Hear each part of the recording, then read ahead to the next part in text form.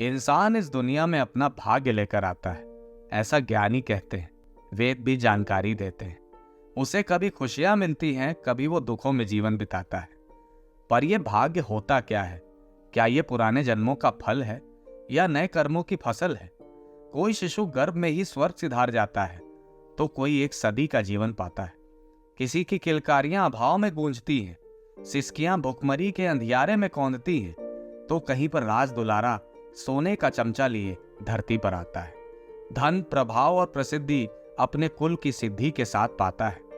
उसकी शुरुआत ही 7वें आसमान से होती है, तो दूसरा जमीन के भी नीचे से कदम बढ़ाता है। कहीं पर जिंदगी फुटपाथ पर सुलाती है, तो कहीं रूई के ठंडे गद्दे पर गहरी नींद आती है। यहाँ एक समय की रोटी के लिए शरीर की चमड़ी जलानी पड़ती है, तो वहाँ 56 भोग और व्यंजनों की सूची खुद बतानी पड़ती है। किस्मत वाला कपड़े भी एक बार ही पहनता है, जबकि फूटे नसीब वाले को फटी कमीज उम्र भर डालनी पड़ती है। नसीब वाले के आंसू भी खुशी के होते हैं, गम भी वहां हंसी के होते हैं, जबकि नियति का मारा मुस्कुराता है तो बस मतलब के लिए, कभी भूख तो कभी किसी तलब के लिए। भाग्य की उपज कई जगहों से मानी गई है। चाणक्य इसे गर्भ में लिखा मानते हैं, तो वेद इसे पुरुषार्थ में दिखा जानते हैं।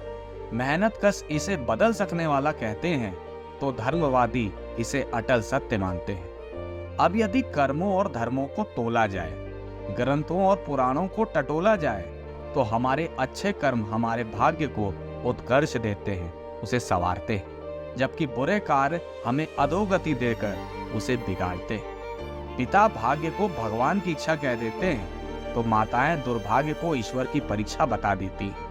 कोई इससे हिम्मत देता है, तो कोई इसका नाम लेके हमें हद में रखता है। क्या नसीब के सहारे सब छोड़ा जा सकता है? आज के संघर्ष को पूर्व जन्म के मत्थे फोड़ा जा सकता है? अगर सब तय ही है, तो कुछ करना ही क्यों है? ईश्वर की इच्छा के विरुद्ध चलना ही क्यों है? भाग्य है, किस्मत है, नसीब है या लक है, माना कि हमारे हाथ नहीं, कभी है तो कभी साथ नहीं, पर जो नियंत्रण में है उसे संभाल लो। मेहनत करके अपनी किस्मत सवार लो। अगर पिछले जन्म के कर्म पता नहीं, तो इस जन्म में सत्कर्म करके अपना आज और कल सुधार लो।